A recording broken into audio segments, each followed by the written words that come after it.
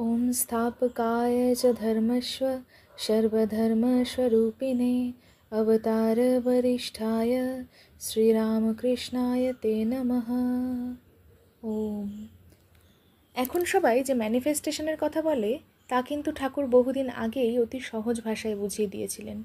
তিনি বলতেন, আমি পাপী বলতে বলতেই মানুষ পাপী হয়ে যায়। মনুষ্যজাতি যদি একবার দৃঢ়ভাবে ভাবতে পারে যে আমি ভগবানের শরণ নিয়েছি, আমার আবার পাপ কিসে, তবেই সে পাপমুক্ত হয়ে যায়।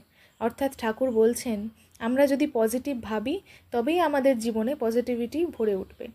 আজ কল্পতরু উৎসবের পুণ্যলগ্নে ও ইংরেজি নববর্ষের প্রথম দিনে আসুন সকলে পজিটিভিটি এবং স্পিরিচুয়ালিটি দিয়ে নিজেদের আত্মিক উন্নতি সাধন করি। ভিডিওটি ভালো লাগলে লাইক, শেয়ার, সাবস্ক্রাইব করার অনুরোধ রইল।